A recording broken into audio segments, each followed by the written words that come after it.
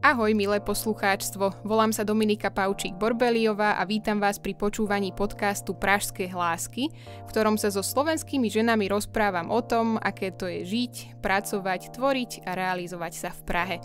Pražské hlásky vychádzajú jedenkrát do mesiaca a môžete ich sledovať na Facebooku, Instagrame, Spotify a najnovšie aj na YouTube. Vďaka za každý like alebo zdieľanie, nech sa o pražských hláskach dozvie čo najviac ľudí, pretože ženy treba počuť. Za podporu ďakujem krajanskému spolku Pražská kaviareň a ďakujem tiež podcastovému štúdiu Campus Hybenská, v ktorom nahrávame 11. epizódu Pražských hlások, dnes s riaditeľkou spolku Česká ženská lobby Dianou Soták-Gregorovou. Diana, vítajte v podcaste Pražské hlásky. Dobrý deň, ďakujem za pozvanie. Pravidelne tu otvárame aj témy rodovej rovnosti, takže sa veľmi teším, že dnes mám príležitosť sa o nich rozprávať práve s vami. A ešte malé ospravedlnenie. Okná nášho nahrávacieho štúdia smerujú do nádvoria kampusu Hybenská, kde to už žije letnou vravou. Preto verím, že spolu s nami doprajete študentstvu letný oddych a odpustíte prípadné ruchy zvonka. Ďakujem. Diana, začníme tým, že povedzte, odkiaľ pochádzate. Som z Handlovej a to je 18-tisícové mesto blízko Prievidze a teraz je bohužiaľ známe najmä tým, že tam bol spáchaný pokus o atentát na Roberta Fica. Tak to je také neslávne preslávenie. Vy ste ale v Českej republike mali prvú zastávku v Brne, kde ste vyštudovali sociológiu na Masarykovej univerzite. Znamená to, že v odvekom súboji Praha-Brno u vás zvíťazila Praha? Asi sa to dá tak povedať. Ja som bola v Brne asi 3 roky, zažila som tam taký ten študentský život.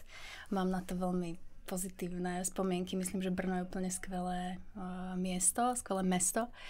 Ale potom nejakom kvôli ukončeniu už štúdia, že som dokončila vlastne, skončil mi nejaký projekt a mala som vtedy vzťah na diaľku s mojím terajším manželom, tak som si hovorila, že skúsim zasa nejaké iné dobrodružstvo. Prišla som do Prahy a som moc spokojná s tým svojím rozhodnutím. Myslím, že to je super miesto na život.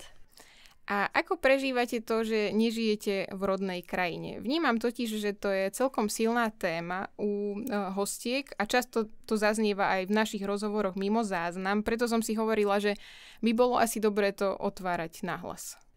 To je zaujímavá otázka.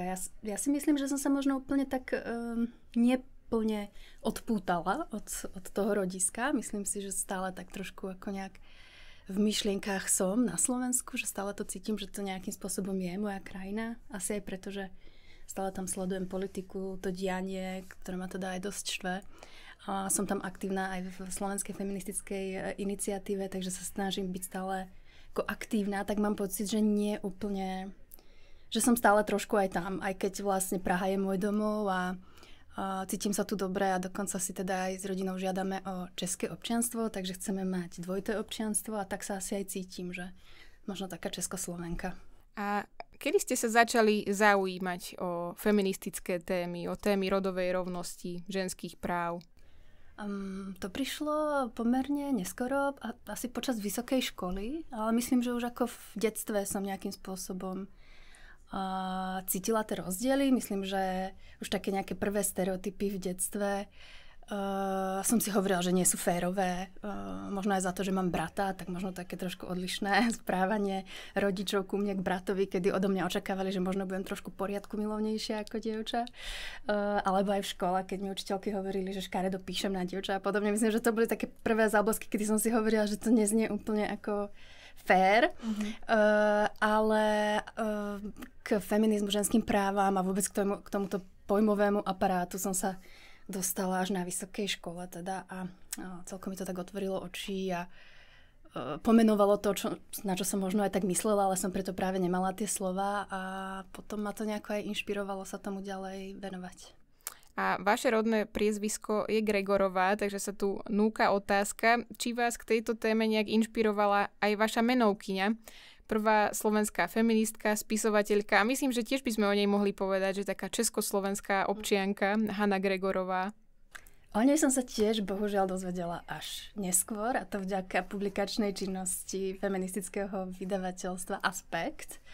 kedy som nejako na ňu natrafila, ale bohužiaľ nie teda. No a dosť ma mrzí, že napríklad sme sa o nej neučili skôr. Určite by si to zaslúžila, aby sa o nej učilo aj na stredných školách a možno by ma to niečo skôr k tomu vlastne nakoplo, k tejto kariére. Keď sme pri tom priezvisku, vy ste sa s manželom rozhodli, že si navzájom vezmete vaše priezviska, čiže aj on si k svojmu pôvodnému vzal to vaše. U žien to vidíme už celkom bežne, že majú dvojité priezvisko. U mužov si myslím, že môžeme hovoriť o jednotkách prípadov, ale zaujíma ma, či ste toto mali s manželom takto nastavené už vo chvíli, keď ste sa rozhodli vziať. A tiež ma zaujíma, ako prebiehal byrokratický proces s tým spojený, pretože som niekde čítala, že to asi nebolo úplne jednoduché. No nebolo to vôbec jednoduché, pretože ono to vlastne, ten súčasný legislatívny systém ani český, ani slovenský neumožňuje si to zmeniť takým spôsobom, ako to máme my. Teraz dá sa to zmeniť tak, že vlastne jeden z manželov si vezme priezvisko toho druhého ako svoje stredné. A presne to má pomerne už veľa žien v súčasnosti, ale ako možno jednotky mužov, ktorí to takto spravili.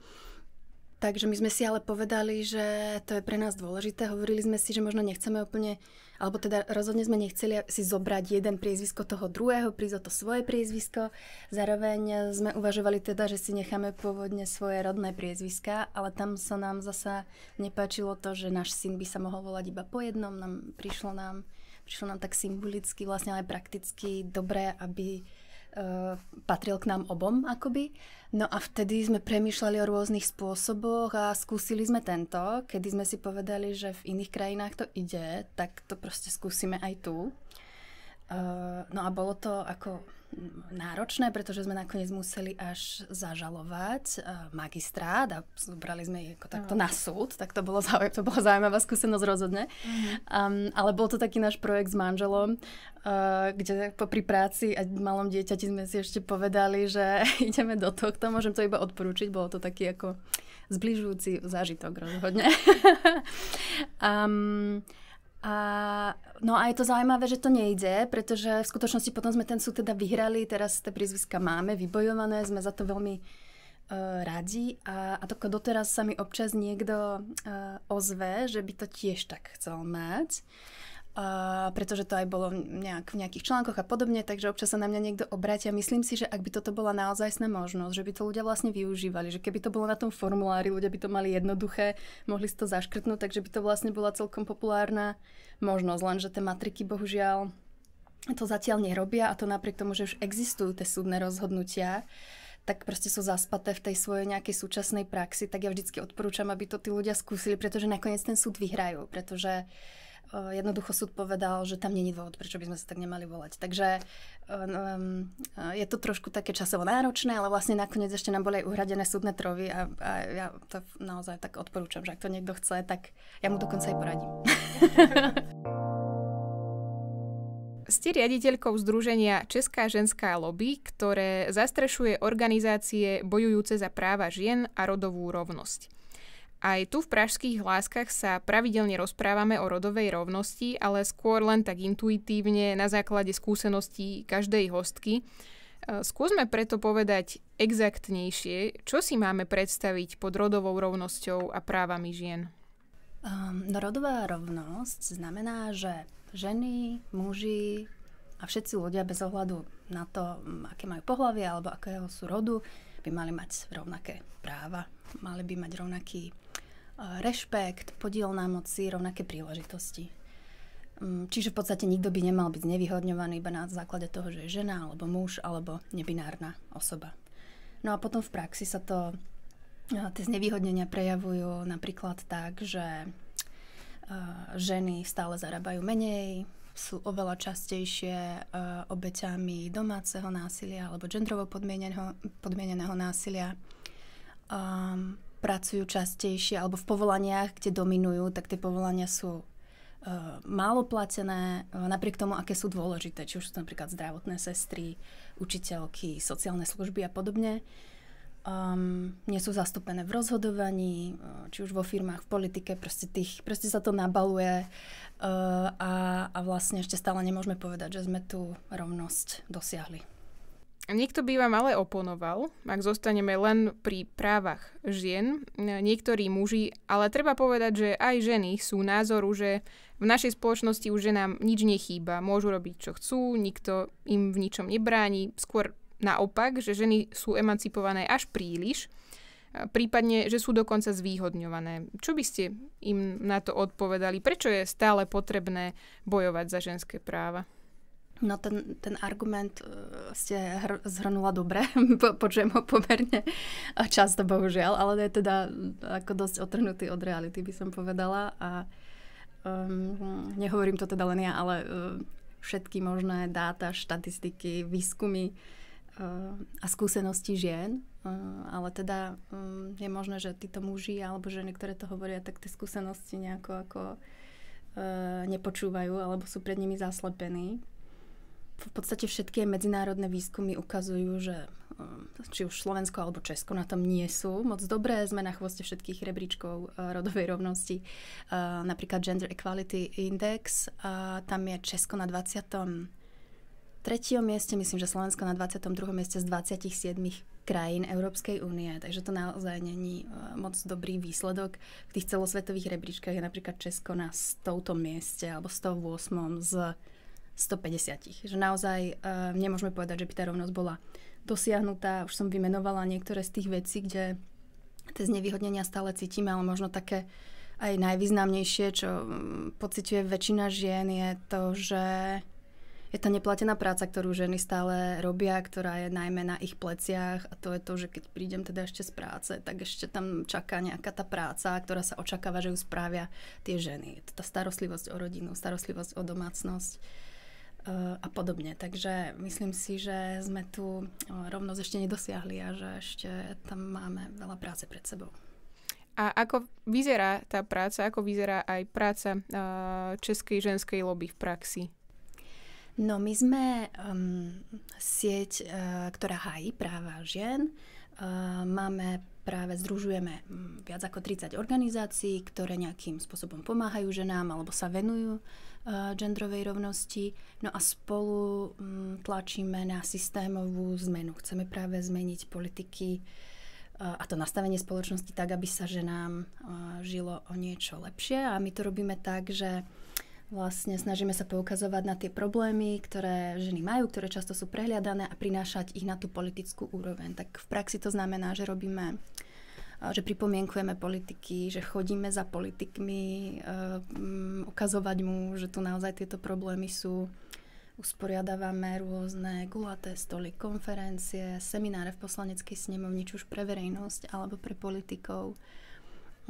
Robíme takú dosť mravenčiu, možno neviditeľnú prácu, ktorá ale verím, že je dôležitá. A možno poviem taký príklad teraz aktuálny, že teraz pred voľbami, ktoré budú zanedlho v Česku do snemovni, tak sa snažíme, alebo teda vytvárame dotazník spolu s ďalšími organizáciami, kde sa pýtame kandidujúcich na konkrétne otázky, ako by hlasovali, aký majú názor, a potom to zverejníme a ľudia si tak budú môcť vybrať, či v akom sú súlade v tých našich témach. Tak to je niečo, na čom teraz aktuálne pracujeme.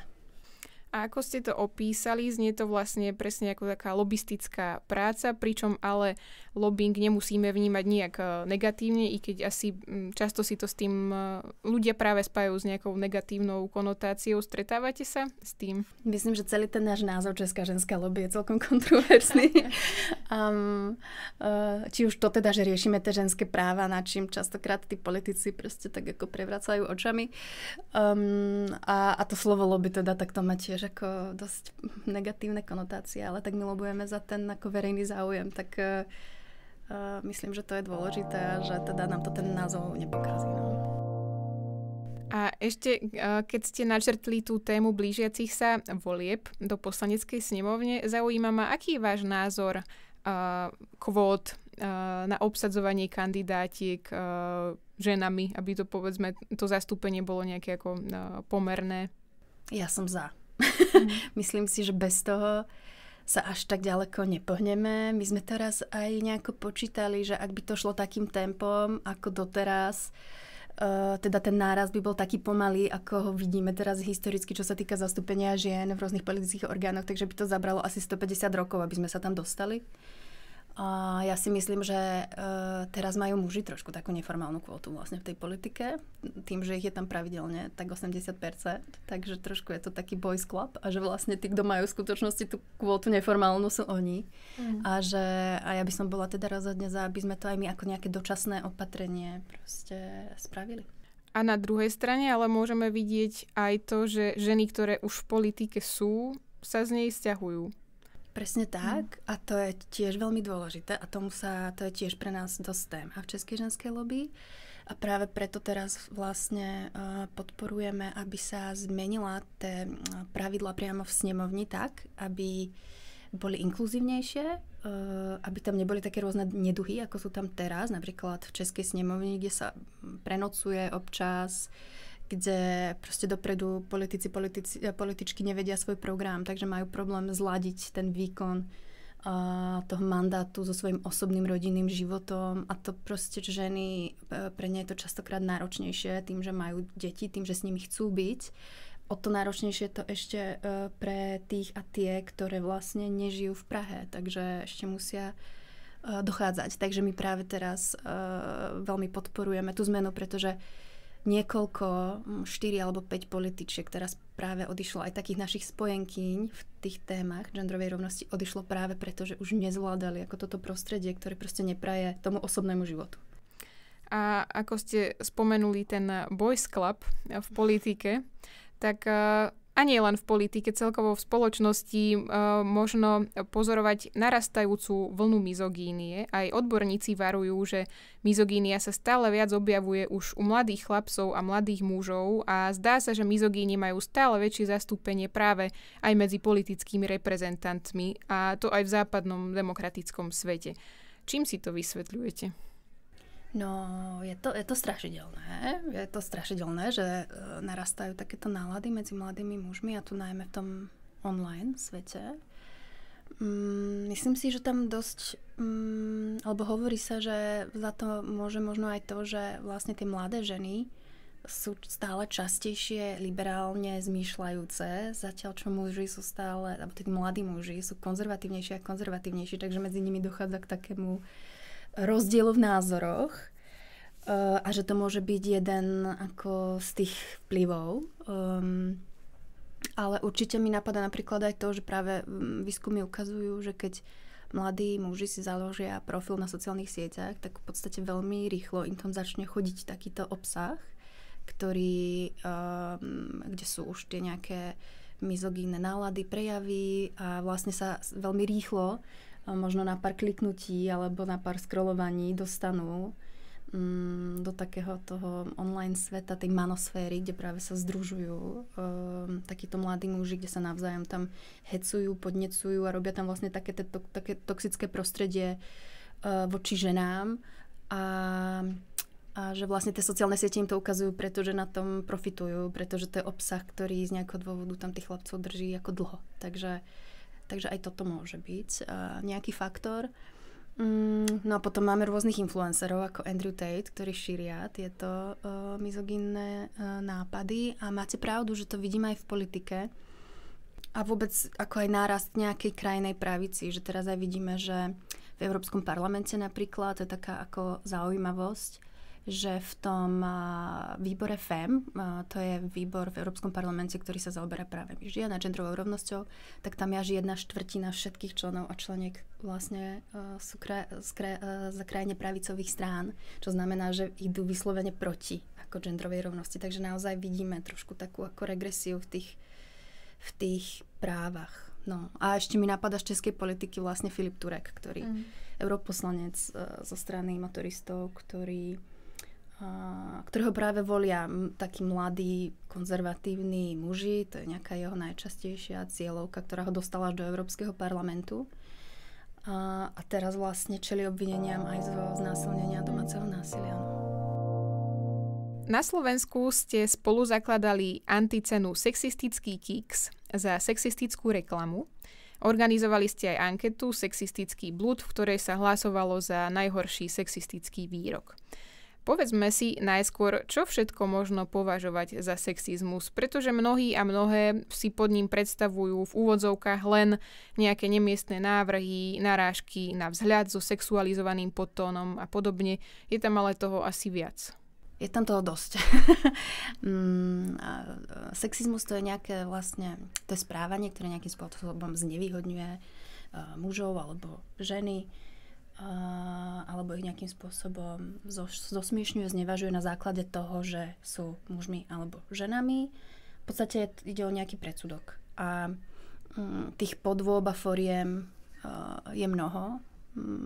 Myslím si, že väčšina poslucháčok nejakým spôsobom zažila nejaký sexizmus vo svojom živote, menší alebo väčší. Určite tam patrí aj ako nejaké sexuálne obťažovanie a podobne, ale aj jemnejšie formy. Mne napadá, že napríklad v tom verejnom priestore možno sa často stretávame s tým, že nám niekto hovorí, aby sme sa usmievali. To je taký klasický nejaký sexizmus. Alebo je to nejaký catcalling, teda nejaké pokrikovanie na ulici, alebo až obťažovanie. Často napríklad v MHDčke a podobne v práci to môže byť napríklad to, že niekto má nejaké sexistické komentáre, vtípky, alebo že napríklad ženy sú častejšie, ako sa od nich očakáva, že spravia nejaký zápis z porady, to je také typické, by som povedala. Prípadne, že navaria kávu, prípadne, že sa postarajú o to, aby to v office bolo pekné a podobne, že sa tieto ako také tá starostlivosť sa trošku na ne tak ako dáva viac než na tých mužov, že od mužov sa to neočakáva, od žien áno. Ale vidíme to aj v médiách, napríklad v tom, že často v nejakých paneloch sedia sami muži, experti, to sú také tie manely, že ženy dostávajú menej priestoru, alebo potom, a teda to dosť často sa na to pozeráme s kolegyňami z Kiksu, keď napríklad sú rôzne modné policie na političky, to je ešte obľúbený fenomén, hlavne bulvárnych médií, že Miss politička, alebo čo mala ktorá politička oblečené, keď išli na návštevu, proste neviem kam, za premiérom. Takže tých ako typov sexizmu býva naozaj veľa, no. Keď som si pozerala stránku anticeny sexistický Kiks a vyobrazenia tých reklám, ktoré boli nominované, tak ma to niekedy až zarazilo, pri čom všetkom a pri akých všetkých firmách, akých všetkých produktoch bolo vlastne zneužité nejak sporo odeté ženské telo. Len preto, že asi automaticky očakávajú, že z toho budú mať nejaký ako väčší profit, väčší zisk, ale to bolo niekedy fakt až ako neuveriteľné. Áno, je to tak. Je to ešte tako občas stále to vidíme a takéto pravidlo, že sex sells, teda že sex predáva, takže keď dáme tú ženu na tvoje pneumatiky a autoservisy a tak, takže z toho ako budú tie oči, ktoré na to budú pozerať a že sa to pretaví do tých peňazí, ale v podstate všetky výskumy, aj také metaštúdie, ktoré naozaj porovnávali veľa tých výskumov, ukázali, že tak úplne nie je a že tí ľudia pozrú na tú reklamu. Ale treba, že si nezapamätajú, že aká to bola značka, lebo sa pozerajú niekde inde, trebárs. A už vôbec ich to ako nedonúti si niečo kúpiť. Takže to je trošku taký možno aj mýtus v tej reklamnej branži, že by to fungovalo. A zároveň, ako ste povedali, tie panely, respektíve manely, musím povedať, že doteraz ma to stále vie zaskočiť, keď to niekde vidím na nejakých diskusiách alebo konferenciách, že naozaj niekedy to zloženie je čisto mužské a zamýšľam sa prečo, či na tú tému naozaj neexistuje žena, ktorá by jej rozumela, alebo či to vyžaduje od organizátorov väčšiu snahu takú ženu nájsť a osloviť, alebo či možno aj tie ženy oslovia, ale oni nechcú. Čo myslíte, máte o tomto nejakú vedomosť alebo skúsenosť? No, je to kombinácia toho všetkého v podstate. Jednak ako tým médiám sa častokrát nechce, takže oslovia nejakých prvých proste, ktorí napadnú, to sú častejšie nejakí možno známi muži alebo kamoši tých mužov, ktorí o tom rozhodujú. Ale je tam trochu aj to, čo hovoríte, že vlastne je možno trošku ťažšie nájsť tie ženy a to z toho dôvodu, že častokrát sú možno v niečom menej sebavedomejšie a tak vlastne váhajú alebo rozmýšľajú, že či teda môžu, kým tí muži nad tým nerozmýšľajú. Tí muži sú, že jasné, zajtra som tam, idem, a tie ženy trošku nad tým premýšľajú možno aj, že či sú dosť dobré, či k tomu majú niečo povedať, a ak sa na to necítia, tak tam treba znejdu. A čo tam často ešte býva, a to nám hovorí napríklad aj tie političky, ktoré menej často chodia do tých diskusí, že sú napríklad v čase, keď oni jednoducho nemôžu. Sú napríklad večer, kedy ženy častejšie chcú byť treba doma s rodinou. Politické diskusie typicky v nedeľu na obed, kedy všetky političky sú v tých svojich rodných mestách s tými svojimi rodinami a nechce sa im ísť do Prahy a podobne. Takže sú tam za tým aj takéto ako jednoduché dôvody, no, niekedy. Ale myslím si, že najviac tam ako, že tie expertky rozhodne sú už rôzne databáze, ako nikto nemôže povedať, že proste na to expertky alebo odborníčky ako neexistujú, ale ako myslím si, že tam možno treba do toho vložiť trošku väčšiu snahu, a to sa tým médiám často nechce. A ešte ma zaujíma v súvislosti s touto témou, ako sa staviate k tomu, ak sa so sexistickými rečami stretnete u generácie, pre ktorú to bolo bežnou konverzačnou normou. Mám na mysli napríklad pánov v rokoch, ktorých máme všetky okolo seba a napríklad komentujú naše postavy, varujú nás, že keby boli ešte raz mladí, to by sme uvideli a podobne. Oni to asi myslia láskavo a myslia si, že nám to lichotí, ale nám to môže byť nepríjemné. Upozorňujete ich na to? Musím sa priznať, že asi nevždy, pretože proste kto má na to čas, chuť a energiu. Nemôžeme bojovať všetky ako boje, tak musíme si podľa mňa vyberať, a myslím, že je úplne v poriadku, keď sa nám, ako nie, že by si to nezaslúžili, trochu privzdelať a edukovať a trošku možno aj ráznejšie proste na to niečo povedať. To určite áno, ale zároveň ako proste máme nejaké obmedzené možnosti a nie je to naša povinnosť, aby sme tu každého ako to naladili na 21. storočie. Takže ja si tak ako vyberám. Keď je to niekto na základe možno toho, aký to môže mať vplyv, že keď je to niekto z môjho okolia a tak sa to snažím nejako vysvetľovať, prečo to je problém. Ale keď to je nejaký taxikár, s ktorým idem 5 minút v taxiku, tak proste do toho treba nejdem, lebo som vyčerpaná a fakt na to nemám chuť a proste to nechám tak, no, tak každý si to musí zvážiť, že či mu to za to stojí v tej danej chvíli, a je úplne v poriadku vlastne neísť do toho ako potenciálne konfliktnej situácie a do nejakej nepríjemnej interakcie. Kampane proti sexistickým reklamám a proti sexizmu ako takému prebiehajú už roky. Keď to tak pozorujete, vnímate v tom nejaký posun k lepšiemu? Ideálne k lepšiemu. Myslím si, že sa to posunulo aj v Česku, aj na Slovensku, a myslím si, že ten posun nastal najmä v tom, že akoby, že to je už trošku považované za taký trapá, za prežitok, že jednak akože, že verejnosť na to už pozerá možno tak viacej cez ruky. A ten posun nastal aj určite u tých reklamných agentúrách, kde nám aj sami hovoria tí ľudia, že už je to akože také trapaza, že je to trochu ako podúroveň, že tie reklamky to už ani ako nechcú robiť, tak kým to po nich treba, že nejakí reklamní zadavateľia nechcú, tak že oni tomu nechcú robiť, lebo je to proste také, má to taký punc z toho, že to je neprofesionálne, čo teda aj je, pretože to je taká ľahká skratka, že po ktorej siahne proste, že to je také ako prvoplánové. A musím povedať, že aj keď my sme vlastne už dlho neusporiadali ročník, myslím, že posledný bol pred možno 2-3 rokmi, tak tí ľudia nám stále posielajú ako tie nominácie, vytrvalo veľmi. Takže na tom aj vidím, že ako tej verejnosti tie reklamy ako vadia, že vlastne tam, že sú na to citliví, že ich to štve a že chcú s tým niečo robiť. Tak to si myslím, že je pozitívne. Keď vám diváci alebo teda sledovatelia reklám pošlú tip na nejakú sexistickú reklamu, dokáže sa ešte objaviť niečo, čo vás zaskočí, že si vyslovene poviete, že toto prebilo už všetko, čo sa tu doteraz objavilo? Ja som už dosť otrela po tom, čo som všetko videla za tie roky.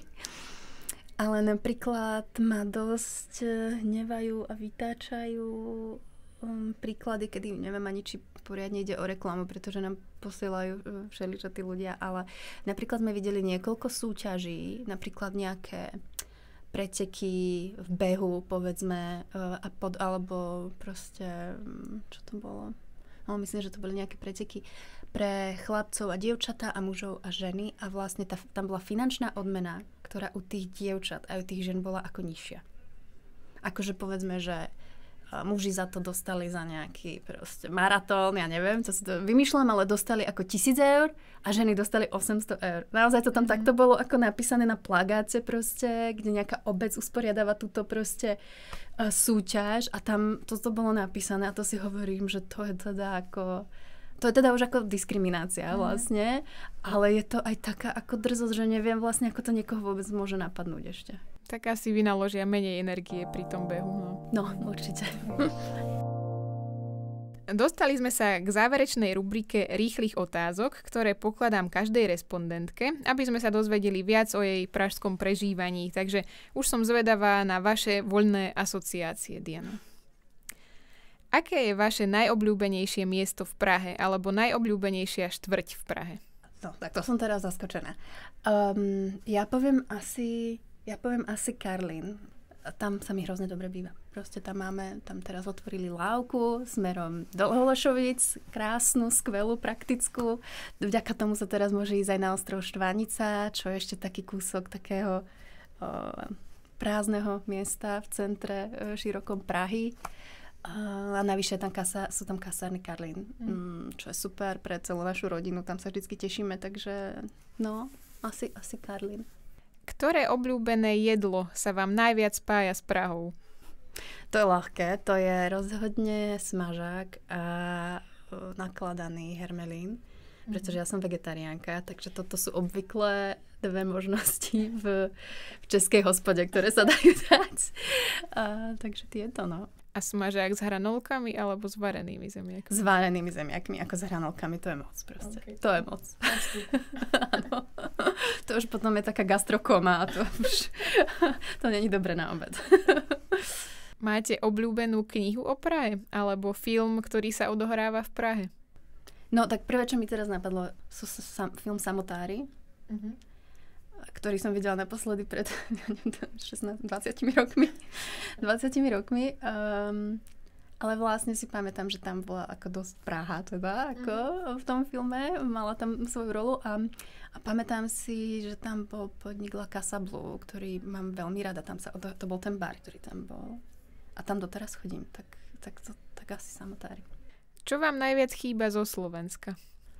Asi kamošstvo. A čím vás naposledy Praha prekvapila? Alebo čo pekné ste v Prahe v nedávnej dobe zažili? Pre mňa najväčší highlight poslednej doby je to, že otvorili kasárny Karlín práve konečne po dlhej dobe.